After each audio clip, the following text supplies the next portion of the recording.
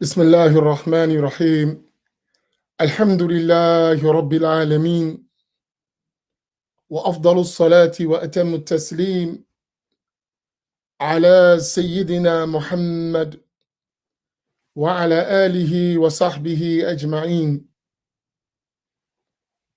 اللهم علمنا ما ينفعنا وانفعنا بما علمتنا وزدنا علما.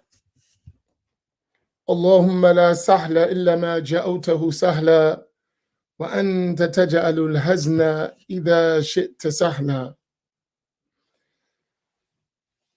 أسأل الله تبارك وتعالى أن يجعل نياتنا خالصة لوجهه الكريم. السلام عليكم ورحمة الله تعالى وبركاته. الحمد لله الحمد لله الحمد لله. Today is a day for many of our people around the country where they feel joy. They feel a sense of relief, a sense of my voice has been heard. And we wanted to take this opportunity on the Black Imams Roundtable to stand in solidarity with the family and loved ones of George Floyd, because George Floyd is not just George Floyd. George Floyd is a symbol and has become a symbol of the pain of Black people, not only in America, but around the world. And today is a day that we get to feel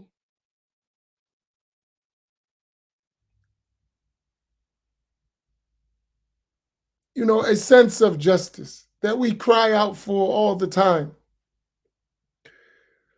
So for those who are not aware, I think everyone is aware that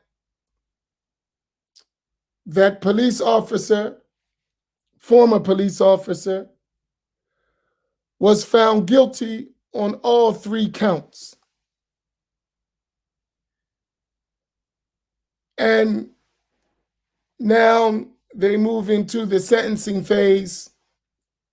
But for us, I really think it is something that we should take an example, as Muslims especially, that the sustained effort of people working on the ground, grassroots movements, struggling for justice, maintaining that effort may have played a great role in the jury's decision to convict. And this is only a beginning of the work that needs to be done. And I myself would encourage all of you to get involved. Before I came on, and Imam Naeem will be joining me in a minute. Before I came on, I was watching the news, and I saw Attorney General of Minnesota, Keith Ellison, who is a Muslim. He was speaking about the work that they did from the Attorney General's office and the prosecutors and everything. And then they showed the lawyer and Al Sharpton And I want to say something today, and I want Imam and Naeem's opinion on this. I didn't notice a Muslim presence, a dominant Muslim presence in the whole affair. And I think we should change that narrative. That there was a time, especially when I was growing up, when we thought of a Muslim was engaged in the community, was concerned about the state and the empowerment of the community. And today, I don't see that anymore. I see Muslims acting as though they're not affected by the community, that they're really not a part of the community. And I think this is something, personally, I feel that it's something that we're misunderstanding about Islam. And I think the way we learned Islam and from the people we've been taking Islam is by design that we get away from our community. This is my honest opinion, and it's only an opinion. Someone can disagree. But I really believe that we need to go back to that spirit of what Islam used to represent in the Black community. And I think we need to take off the shackles of Islamic colonialism that has affected us and prevented us and blocked us from engaging in our communities. Because with our help, our community can move forward. We can collectively take the knee of white supremacy off our necks. But we must play our role. We must play our role. And we have to stop allowing people to tell us, because I'm a Muslim, I'm no longer Black. Yes, I am a Muslim, but I am still a Black man. And that does mean something. It is a reality. Because I sat watching this verdict with my baby son, who's around 20 months, 19, 20 months. And I sat him down next to me. And he's a baby, you know, they like to move. I'm like, no, sit here. We're going to watch this together.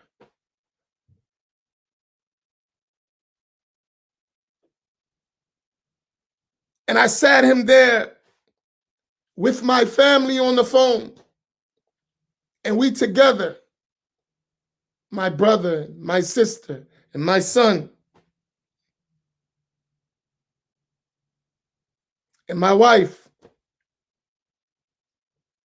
And we all know the pain of that family. We all know the pain of the Black community. And because we say La ilaha illallah Muhammadur Rasulullah sallallahu alaihi wasallam, that don't change the fact that I'm Black in America. That don't change it. So here, not only this is a victory for the Floyd family, but it is also a victory for the Black community. And we need to celebrate and rejoice with them because we are them. And I have a lot of emotions going on right now. Because I realize we have a problem that we need to address as Muslims with ourselves, because we're not doing our part. And as imams and leaders, we need to encourage our people to get on the ground and get involved.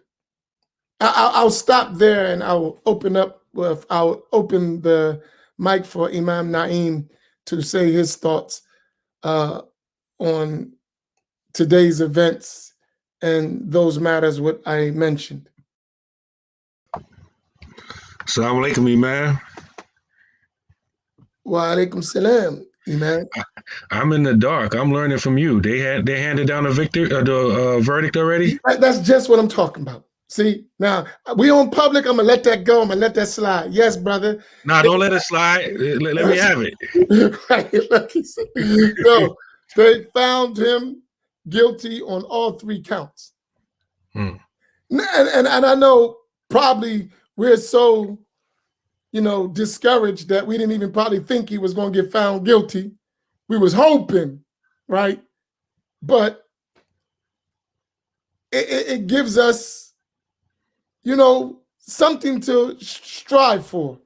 So yeah, they found him guilty on all 3 counts. And so what I was mentioning, I don't know if you heard me, I was mentioning that we didn't see too much of our involvement, especially as Black Muslims, in this struggle. And I want to really get your thoughts. Why do you think that we don't engage like Muslim or people who identified with Islam in the Black community before used to engage? Why do you think that is? I think it's for a few reasons. Not only because of the obvious reasons why some of us have, taken on some, weird forms of Islam that make you disassociate from yourself. Like, I'm not Black, I'm Muslim, the Wahhabis, right? Not only that, that's the obvious answer. You have some people that are totally apolitical, they're not socially or civically involved at all, and they're against it and they think it's un-Islamic. That's them. That's the obvious answer. But I think that a lot of us use, religion, for us, Islam, as an escape hatch to escape our reality. And so, Christians do it, other people do it. Some people, get involved with different things, all to escape the reality that we're living in. And because we're dealing with constant trauma. Like this morning, you mentioned your situation when you got pulled over by the police in Pennsylvania. And as you said, almost every Black man got at least one or many stories like that. And, like I said before, and these watch groups, they flagged me when I made a lot of comments on it, is that we are living in a state of, we're under siege, we're at war. We don't want to be at war, but we're at war, and we're being hunted, like literally, and this is something constant. This is not like, okay, I'm going over to that side of town, so let me prepare. No, that side of town is our everyday reality here. And so because we live like this, and this is our daily reality every day, all day, no vacation, that we could be hunted, we could be killed anytime for no reason, for doing anything or doing nothing, that a lot of times when we embrace a religion or whatever, in our case, we Muslims, when we embrace Islam, like we use Islam as our escape hatch to escape that reality. So I'm going to hide in the masjid, and that's not my affair. I'm just going to get closer to Allah. I'm just going to do my dhikr. Or now it's 2021, so I don't even go to the masjid. I just log on and sit in my house and escape from reality with my Islamic community. So that's my answer. I think that because our situation is so traumatic on a subconscious level, that we use Islam as an escape hatch to escape from our reality, instead of using Islam to deal with our reality.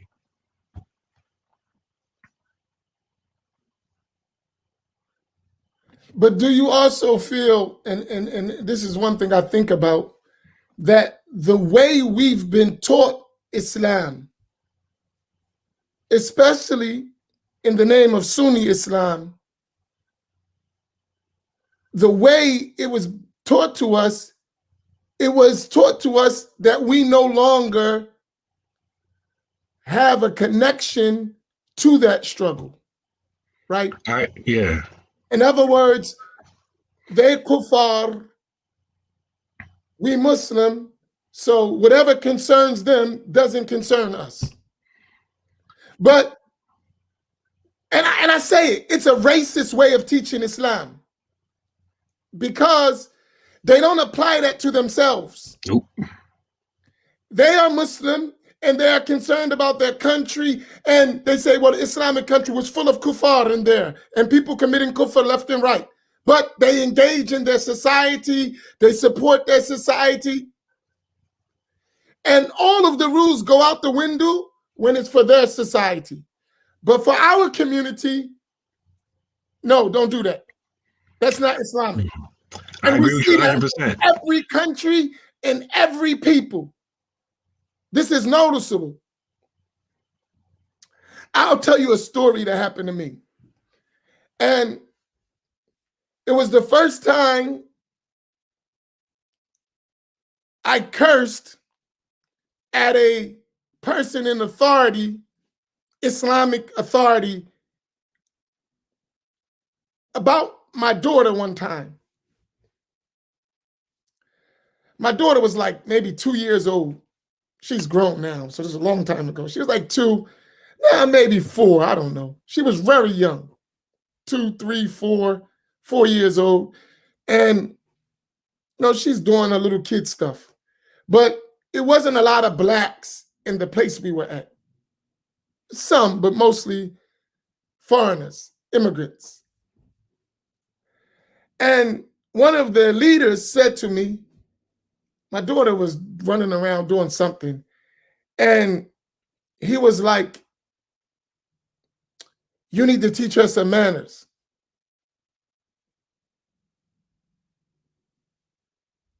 But the sheikh's daughter was at the same place. I never forget this because I end up cursing him, right?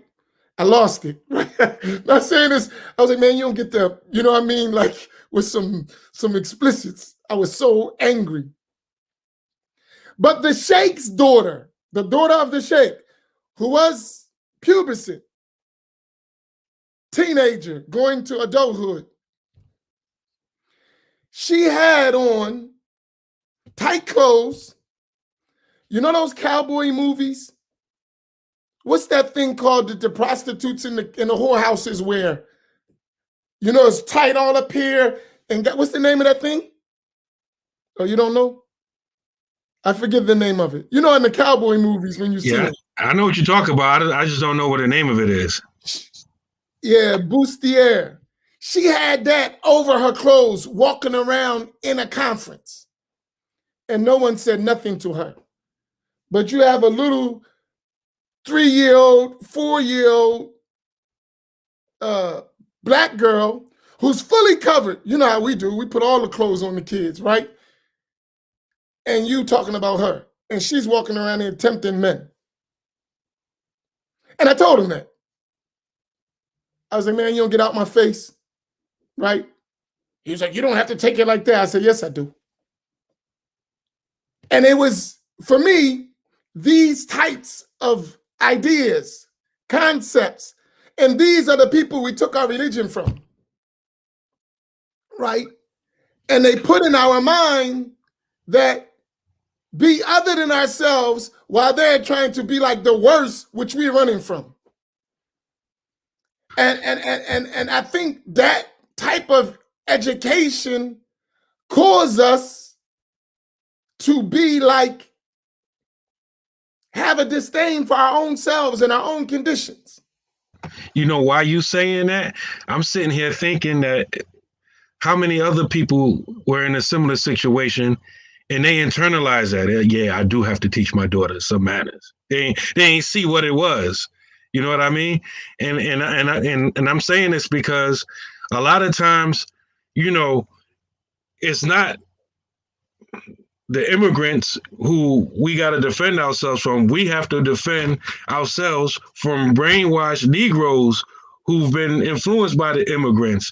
And like us talking the way we talk, a lot of times, like if an immigrant will check in or whatever, they can understand it. They can relate to it if they're honest, the honest ones. But Mhm. it'll be the Negroes that'll come in here saying, no, they ain't got none of that stuff, kuffar stuff, and you should have taught your daughter, adab, and we should teach our children. It'll be our own people that look like us. And so I just wanted to interject and say that how a lot of times the opposition, you would think it will come from outside, but it will come from people that look just like us, and that you would think would know better. And I think to myself, the reason why, like,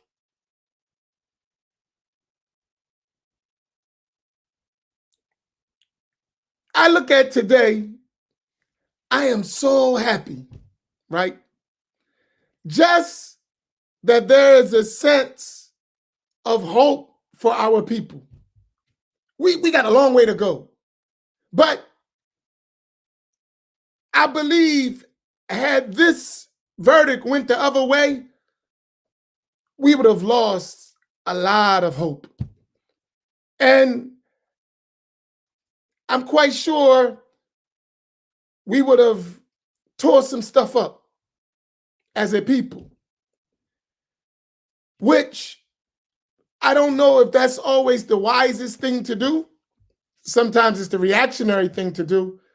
But I think from this, it can give us to say, you know what, let's mobilize, let's start changing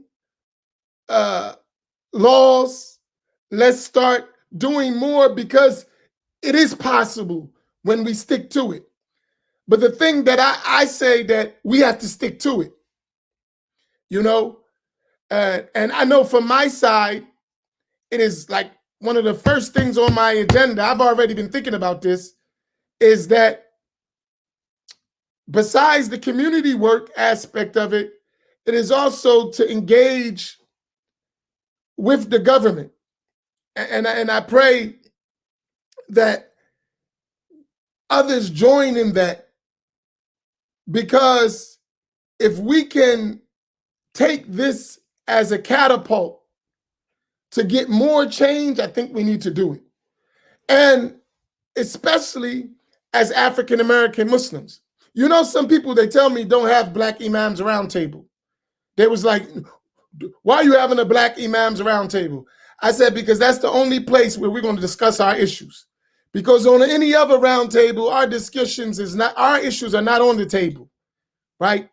So the only way our issues are going to be on the table, our feelings are going to be expressed, our thoughts, is if we do it ourselves.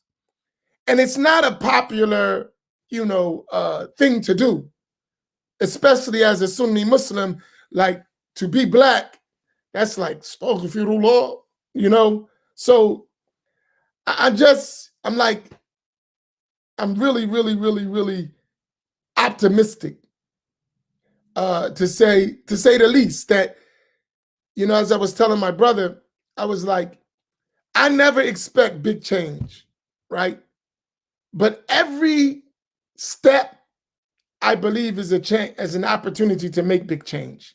So every step we get, every little movement, like if you notice, you see Imam Faheem, boom bap, I don't know where he's at. Maybe he's outside messing with the police, right? But you'll notice if you go on Imam Faheem page, he's always in a engaging in a dispute with the police, the way they treat black folks in his neighborhood. I'm quite sure you've seen him do that several times, right? That's a feeling that we all have. Just many of us may not speak up, and I think we need to be that voice to tell black Muslims it's okay to be black, and then move that to engagement in our respective communities. Now, go ahead, Sayyid. No, I was thinking, there's a brother in our community. His name is Rashad Birdsong. He watches our program too. He might be listening now. He was one time on the majlis of our masjid, and he comes from the Black Panther Party, that orientation. So way before my administration, he was when he was first got on, the governing body of the Masjid, he used to always encourage, the believers to do what we're talking about right now. Get back in the streets and engage the community, et cetera, et cetera, et cetera.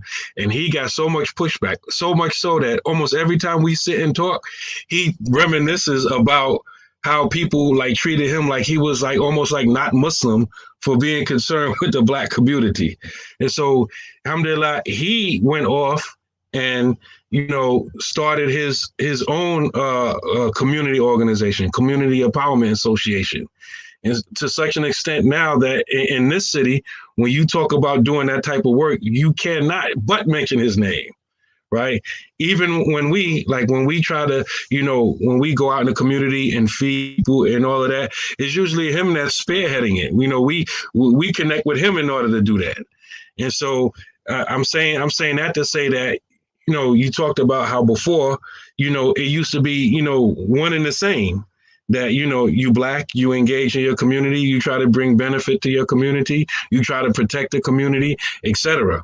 But in his particular example, he was surrounded around these Muslims that we talking about. Like, that's not really Islamic, well, show me the hadith where, we should be, dealing with, this type of nonsense, right? And so, and there's other people like him around the country. And so, but whereas we just have to get back to what we used to do, and the community needs to see us, and not, in a way that a lot of other so-called Muslim communities do it. When they do it, it's for like public relations and stuff. They need to see people who actually are part of the community, care for the community, and when they need direction or services, we're there. We're the ones providing it, See, here's the thing though, right? It's also a da'wah tool as well, because many people, and I've heard it,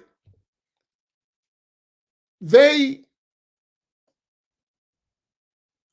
are feeling that the Muslims are not concerned about our people. And therefore, that if they want to get something done, they're going to go to others. So from our side, we're supposed to be the people that's calling people to Allah subhanahu wa ta'ala. It's not just supposed to be theory, it's also supposed to be a practical application of that, right? So that engagement in the community is necessary, because you will see when they have certain leadership, they're going to also be given da'wah to what they're going to. You see what Jesus did for us, and that's the call. And you would hear it sometimes on a thing. You know what I mean? And that is an understandable point when people are looking for support and a savior, sort of say, right? So I really think from the terms of da'wah as well, it is important strategically in our da'wah to be involved. I believe that's the best dawah. Like I don't like condemn it, but like just, giving people a flyer, welcome to Islam. Who's this man? All these flyers. In my mind, that reminds me of something else. I think that, real dawah is actually interacting with the people, just like, being among them. I mean, because we are from among them. Some of us, again, Islam is an escape hatch. We act like we ain't from them, but we are from them, right? When the police pulled you over, he was like, "Oh, my bad. I didn't know you was Muslim. You go ahead." Right? He didn't even care. I told him, I said, "I'm going to teach Islamic." Man, you a black dude and you got some drugs in that car. I know you do. and that that's just something that we know. But I just think that there's something that we need to move together in an effort to start informing us to don't forget. You know what I mean? And for me, this is, it's hard for me to forget because I'm an imam in the inner city, and I'm the only Black imam left standing. In my community, all of the Black leadership's gone. I'm the only one left. They all lost their properties, lost their masjids. I'm the only one left. The immigrants have taken all of the masajid. And this, here I want to say this, right? I don't blame them, right? They're doing what they're supposed to do for their people. I don't blame them at all, right? I look at us and say, why aren't we learning from those who are displacing us, right?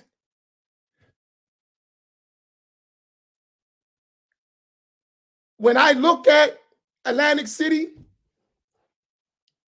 this city, it was only one masjid, and it was Masjid Muhammad, right? And everyone that came in to the city, they took us and divided our communities. You get this doctrine, you leave. Some religiously may have been sort of legitimate, but what we did is we gave our authority to someone else, right? So it wasn't so much, okay, religiously we disagreed on different things, but what we started doing was surrendering our power, right? To now, we were our own leaders, to now someone else is dictating from afar what we're doing in our neighborhoods. And now when I look, they came to America, they broke off from the community, started their own communities, mobilized themselves, and now they've taken every Islamic center in the city except Masjid Muhammad, right? So if you look, that you would see even they did it in politics, they did it on the Board of Education, on the council, and they mobilize and they stick together, and I don't blame them. But they never consider us when they're mobilizing, right? That is not a consideration. They're never concerned about the Black issues. But you will hear them say the Asian community. They'll say that loud and clear. We got to look out for the Asian community. So it's only Muslim when they get called on saying that. Then, oh, we're Muslims. Okay, but why are you mentioning the Asian community if we are Muslims? As if the Asian community means Islam in their minds. And the Black community don't represent Islam, right? And as you said, they'll respect our Black leadership. It is sometimes us as Black Muslims who don't respect our Black leadership, right? One of them, we had that meeting, and he came to me after the meeting. He said, Imam Amin, you know they have meetings and they talk about you when they're going to a public meeting because they know if you're there, there's going to be a problem if they try to dominate the conversation. He said, they wish you would get out the way so they can run their real agenda. He said, but they know when you're there, you're going to call it as it is. So you'll notice they all get quiet. But when you're not there, they're very loud. And I do realize that. And I realize that if we don't start taking a stand, we're going to become obsolete as a community. And we're already at that level as a servant class in the Muslim community.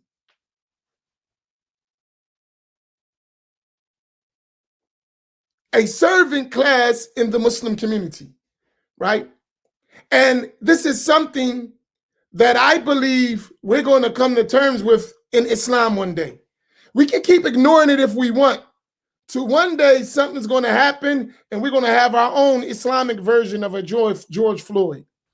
I don't know what that's going to look like, but if we don't start standing up as a community and demanding justice, equality inside Islam, our children, which I refuse to do, right? Our children are going to be subjects within Islam. Islam is not going to give them dignity. And that's why we find a lot of our youth, when I was coming up, everybody wanted to be Muslim. In the black community, young bucks, they want to be Muslim. Now, we don't see that. We don't see in the hood, like, and I'm talking about want to be Muslim, not just want to have a Muslim. I want to practice this Islam. I want to be a Muslim.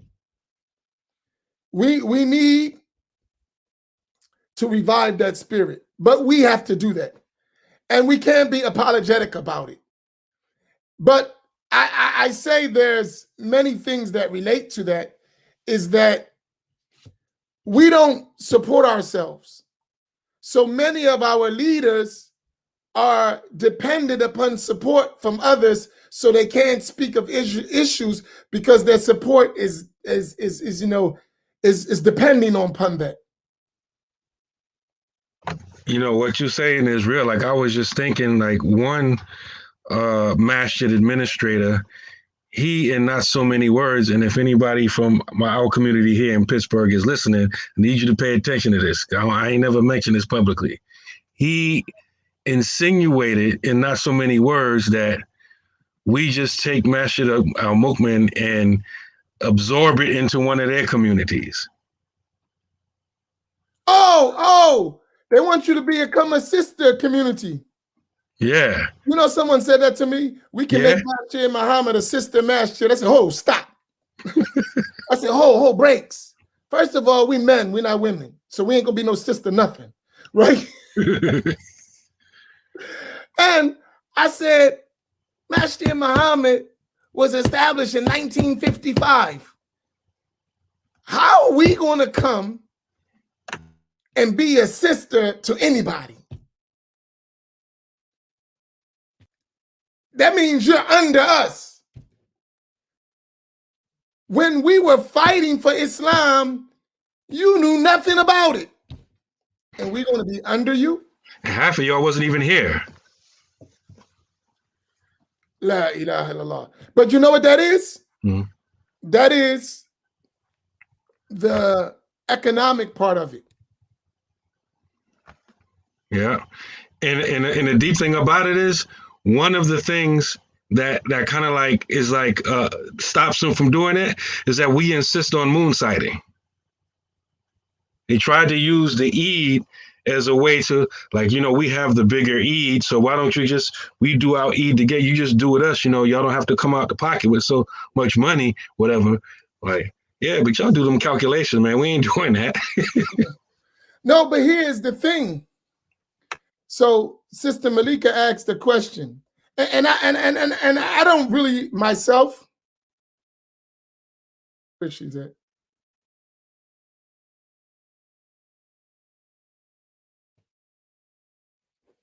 She said, so Imam, give us one command, one action that we can put into action right now. We need instruction seriously. The first action I would give you is to put your money behind your leadership. Give that voice stability, right? Because I'm telling you, I believe our biggest problem with our leadership, why they remain silent about issues, is they have to be politically correct to get money. Seriously. We need, I'm gonna give you an example, just the black imams, right? We need to do the work we need to do a minimum of $200,000. Why do I say that? I'm gonna give you an example. And this is about money, even though it's not about money, if you understand what I mean. It's not about money. And I'll tell you why I say it's not about money. Right? And I'm speaking for myself.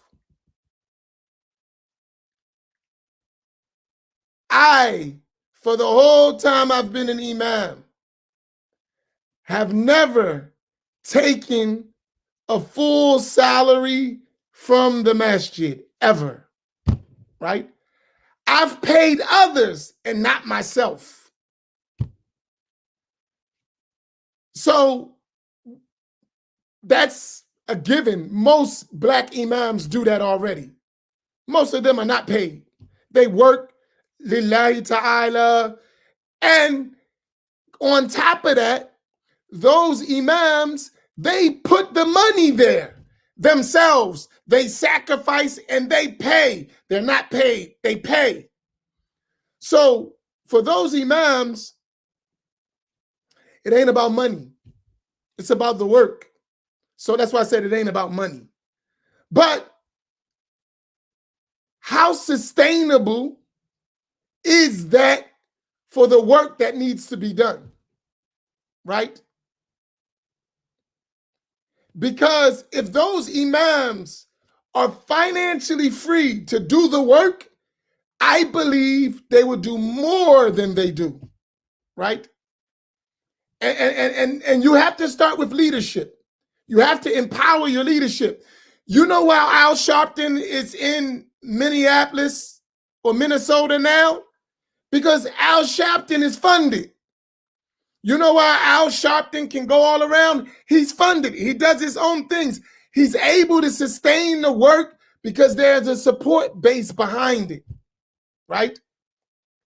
And that's the same thing that we need, right? We need that support base to continue, right? And also, you need to know that your people got you so that when you go out on the limb, you're not worrying about, man, I go out here for nothing. Nah, my people's with me. And if I fall, they're gonna support the next person to keep coming. That's what we need to build. And believe me, when others from other communities see that you're serious and you're sincere, they'll support as well. Because the ummah is only going to be successful when everybody plays their part, not just a part of it, right? Everybody got to play their part. So I remember a Christian lady, she said to me, she's a preacher. She said, Imam, I just want to give you some advice. Now, check this out, what she said to me. You need to start preaching the gospel of prosperity in your mosque. She said, if you want to get something done, you're not going to do it poor. I'm telling you, not in America, right? And this is something that we need to do, right? And I know this by fact. We meet because I'm the representative in my area for Muslims. Whenever they say Imam in Atlantic City, they're going to mention Imam Amin.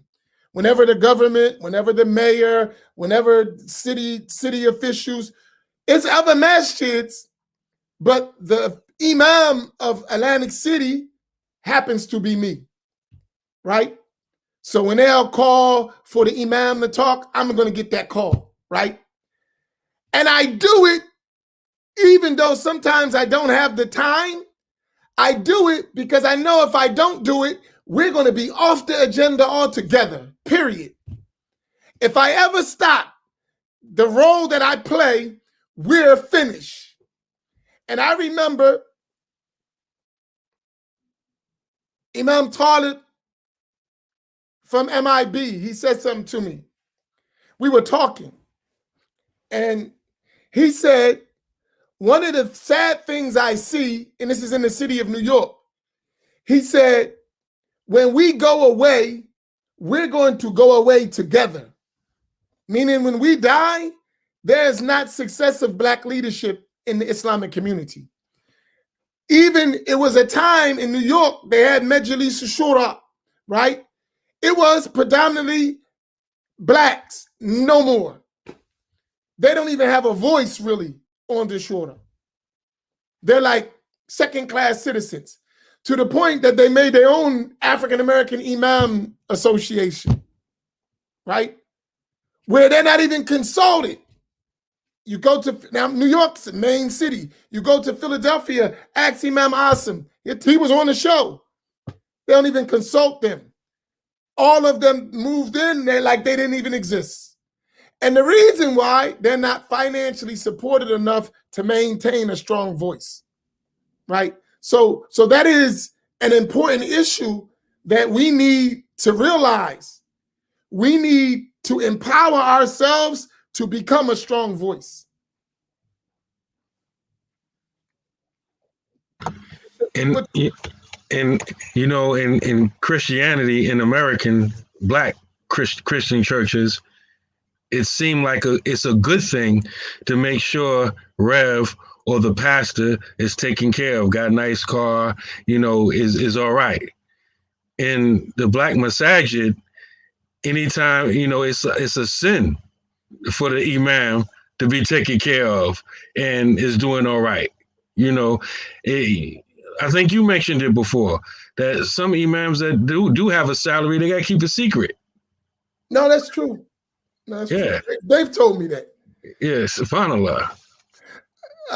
Here is a question from my brother Kareem. Go ahead, you can take the question. Question to the Black Imams Roundtable. Have y'all ever felt that financial growth, financial stability, and financial maturity is looked down upon by many of our people subconsciously? For some of us, yeah, but a lot of times I think a lot of us, we are stuck in emergency mode. Because a lot of times we're so broke that we got to worry about what we going to, you know, how we going to pay the bill, you know, next week.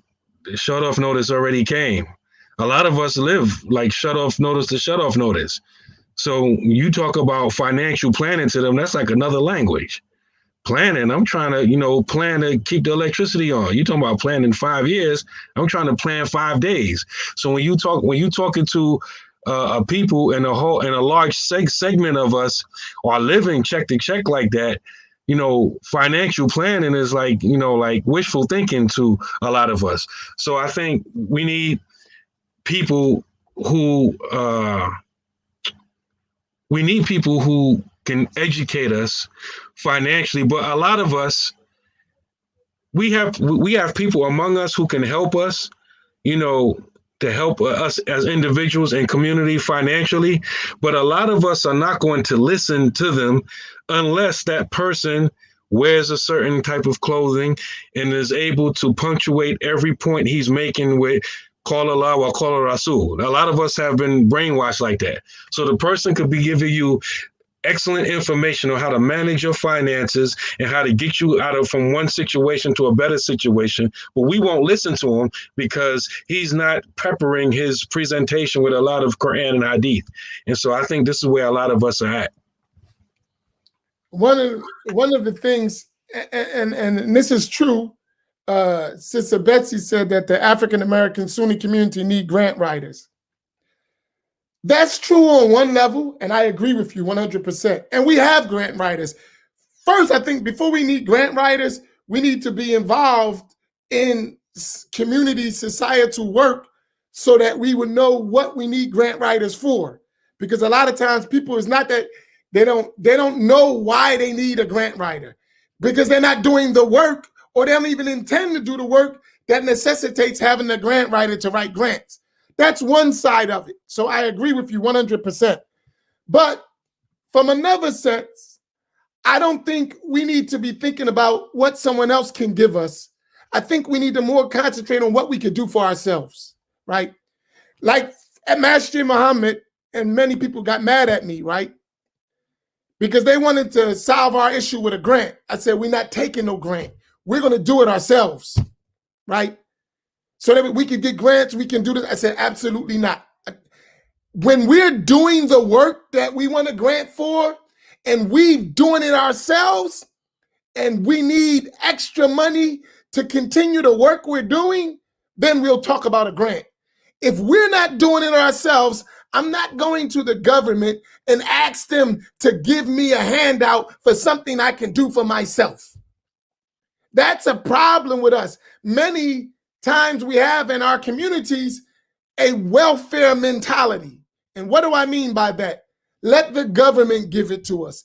Let someone else give it. And that has a way of preventing us from bringing out our own excellent potential as a human being, right?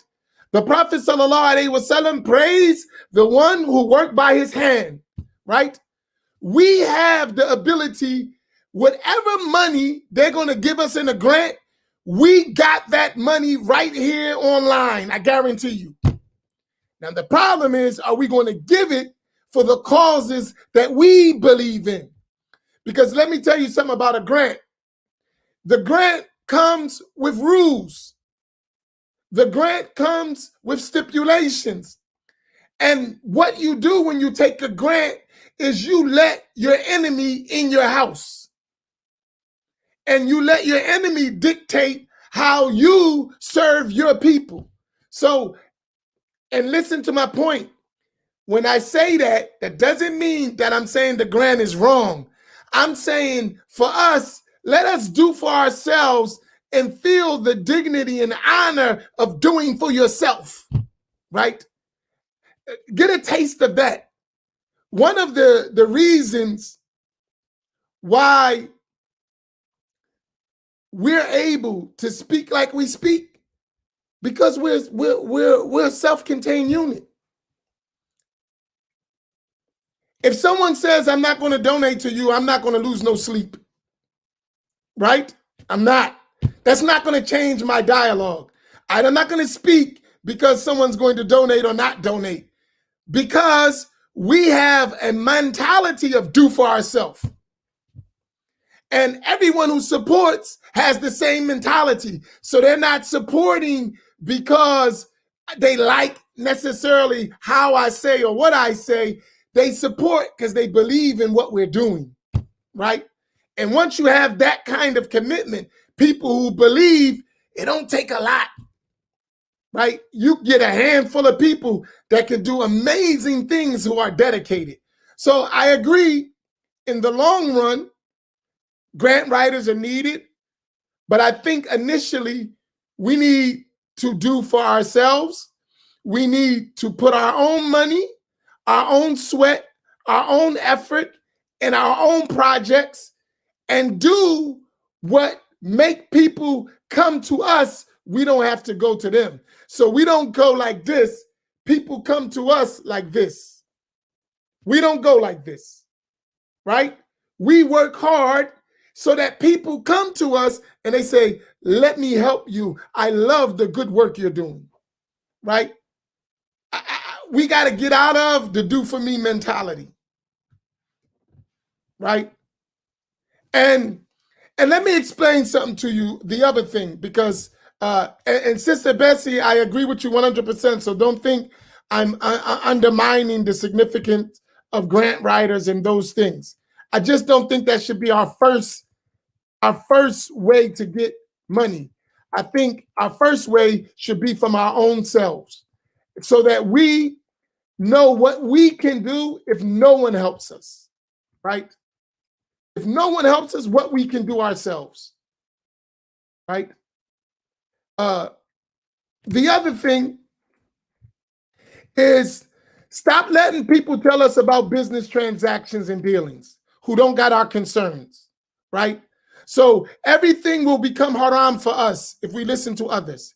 We have to learn enough of the sacred law to find out how dealings work within our environments that we understand, not someone telling us who don't deal with our situations. In other words, a lot of the legal judgments we getting from others are designed to keep us down. And those same people, they use different legal rulings for themselves. So don't allow them to dictate to us what the legal rule is. At best, we need judgment, and I want to show you something. There is the regular judgments that's in the books of fiqh, right? And then there are books of fatwa. There are books of rulings, which go into deeper, taking usul, taking the conditions, and that's how they function in the world. Black people, we are our own nation. Please get it in our minds. We're a nation just like Saudi Arabia, Lebanon, Syria, Egypt, Pakistan, Afghanistan, Bangladesh, Africa. Black America is its own nation. And if you don't realize that, you're going to stay oppressed. You are your own nation, and you must build it.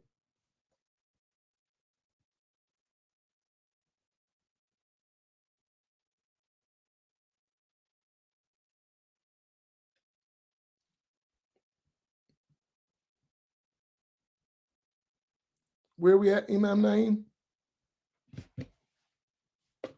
I was looking for a comment. Wait a minute. Okay, you found another one. May Allah make you successful, Sister Betsy. And anything we can do to help spread your work, please don't hesitate to have us support you. So as you go in your work and trying to do what you got to do, we have to be there for one another, you know? So may Allah make you successful. I was looking at this question right here. I'd like you to answer it. Baron K. Shelton, he said, question, I am in business and have come across different financial opportunities, but because they all deal with some form of riba, I have been hesitant. These have been excellent financial opportunities. What is your opinion on this? Because we are dealing in a society in which getting financial deals with riba or usury. First of all, most of us don't even know what riba is, right? So we need to study riba in the sacred law. And then we need to know the conditions we in and how all these things apply, right? And that's study. So I think first thing, it should be what you're doing. Let's learn more about what you're doing. I mean, that's something privately, right? So you can inbox in that, right? And then let's see what the rule is according to the Islamic law into what you're doing. And is it necessarily all haram? Is part of it halal and there's another way you can do it that doesn't involve haram? All that needs to be examined. That's why we need also our own scholarship who understands our condition and understands the sacred law. So there comes that now of supporting students of knowledge, supporting teachers who actually learn the religion independently and learn how to apply it to the given situation. This is a lot of work. Trust me, you're talking about work that's going to be for 50 to 100 years. We got to start thinking long term, even after we're going for future generations. But we got to start the process. So I wouldn't rule out what is riba. I would, first of all, learn what I'm doing, see Islamically, how does it fit into Islamic dealings, and then know if there are cases, exceptions, or different routes to do it. All of that needs to be taken into consideration. Trust me, every country does it. Don't you think they all deal in the world market? Every country, every Islamic country is dealing in the world. And in the world, not just America, the whole world is filled with riba. Trust me, they're functioning. They're running governments. They're running institutions. Trust me, it ain't like you think.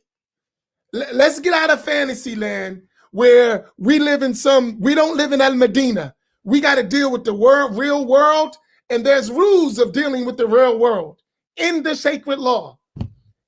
But they don't tell us these things. They keep it to themselves while they prosper and we struggling trying to figure it out. Trust me, it exists.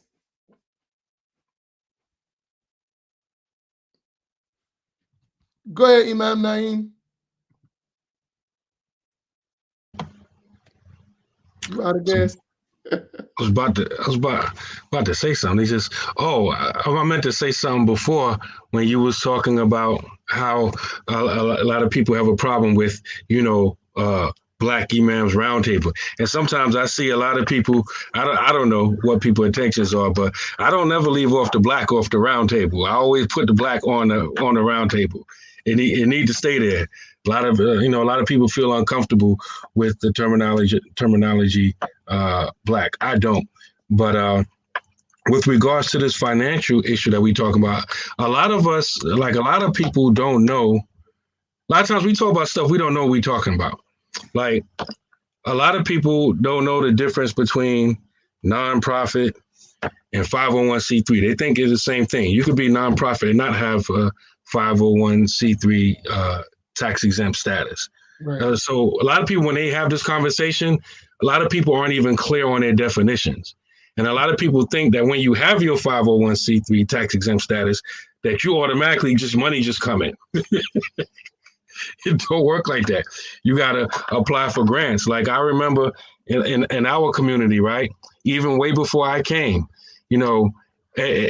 everybody was like, we need our 501c3. We need our 501c3. And so I became the imam, and everybody's like, sister such and such, she does 501c3s. She can do it. She said she'll do it for free. Sister never show up, right? And so we're supposed to keep waiting. And then another sister such and such, she does it. She can come, right? She want to come and give us a lesson on nonprofit corporate law. I understand all that already, right? I don't need that lesson, right? And so everybody's complaining. We need this 501c3. We need this 501c3. I went and paid a lawyer to do it, right? Got it out the way. We got the 501c3. Now everybody's like, how much you paid that lawyer? Oh my God, man. Why you do that, right? So now people upset with that. So we got the 501c3. Everybody that was complaining about the 501c3, now we got it. And they in the background complaining that I paid a lawyer to do it. Now we got the 501c3. We ain't getting nobody write one grant yet.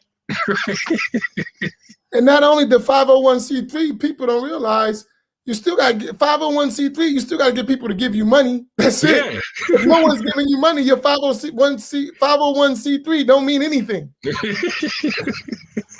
That's just telling you that whoever gives you money can write it off as a tax write-off and get credit from the government. As a religious institution, you already can do that. They just can't get government credit. So if they don't give the money, your 501c3 don't mean anything. Exactly. So it still goes back to you got to donate. And listen, look at previous organizations. When in our struggle in learning the deen, they didn't have money problems because people were committed and they gave. They had that issue solved. But I'm saying the money, stop thinking about the money. Think about the work. And that's why we need the money, right? The money is irrelevant if we're not going to do the work, right? The work needs to be done. Let me ask you all this. All of you who live around the different places in America, and it's a rhetorical question, but you can answer it if you want. Do you have issues of concern in the Black community that are not being dealt with, that need to be addressed, and that the Muslims should be involved in? Yes or no? In your community, wherever you're from, in the heart of the Black community, wherever you're from, whatever city, do you have needs that are not being met that you as a Muslim can help fulfill, that are dire needs in that community?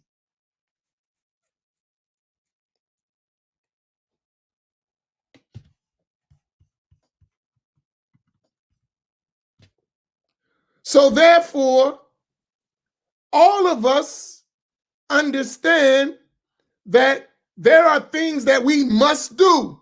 Well, you need to be financed. And that's my whole thing with the Imam's Roundtable, was to go around the country, and we're almost getting there, I guess, after everybody feels they've been tested enough with all these vaccines. We're going in the street. You'll see us. We've already got some money, and we're going to use that money to build and do the work. The Black Imams Roundtable is just starting. And I say this, most of us, before we became Muslim, we were hustlers, right?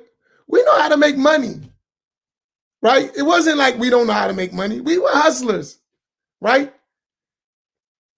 What we stopped doing is we left that spirit when we became Muslim, a lot of us.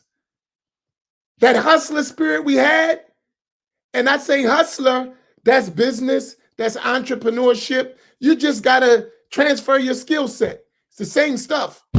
You were selling all that dope and coke in the streets. You know how to sell stuff. You're good at it. You're an entrepreneur. You know how to do it. You know how to do all your moves and all your stuff and scams you were doing. Do it halal. You know how to do it. So we make money. Everyone is rich because of us. Did you realize that? Others are rich because of us. So it's not like we can't do it. We just need to find leadership that we trust. That's it. And then from us as people in leadership, we have to be honorable, right? Right? We have to be honorable and dedicated, right?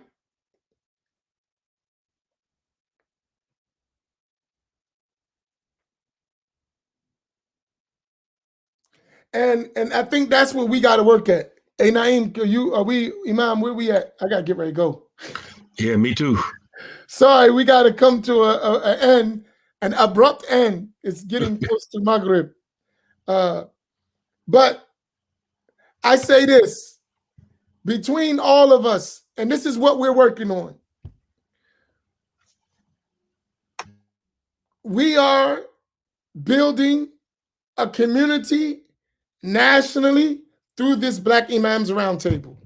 We all have our separate masjids and our separate, but what I'm hoping, and we've been doing it, is to come together and support one another and build and connect with other communities. And we're doing it.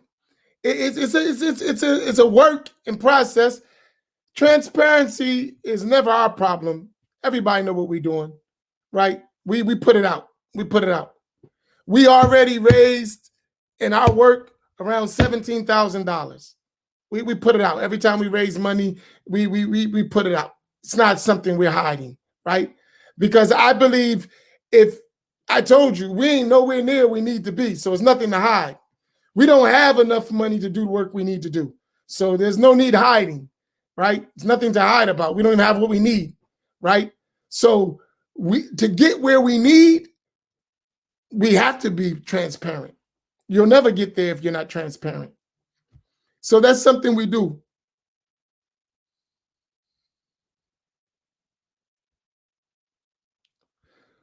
So Baron, just hit me inside, text me, and let's work on it, and let me get to look into what you're talking about, and then get the Islamic rules related to it and know more about it so that I can give a better answer, right? But the term saying something is riba doesn't mean a lot to me, right? I remember they used to be in the prison trading oodles and noodles and tuna fish, and they used to think that's riba.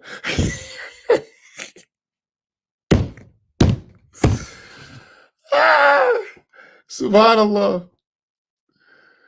But that's just not knowing the rules. So inshallah, Imam Naeem, close us out so we can go, inshallah ta'ala.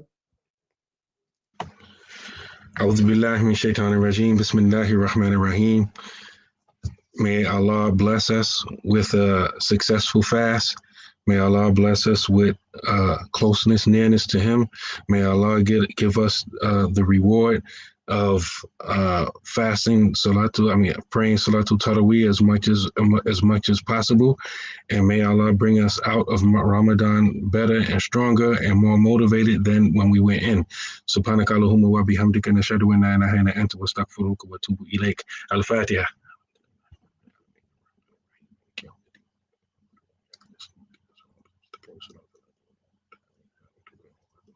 Lastly, I thank all of y'all for your continued support, whether it is financial, whether it is through your dua, whether it is through your attendance, through your sharing. All of it is support. And inshallah, it is through y'all that we continue to do this work and to remain steadfast. May Allah grant us all success and accept our deeds. Amin. Assalamu alaikum wa rahmatullahi ta'ala wa barakatuh. Assalamu alaikum wa rahmatullahi wa barakatuh.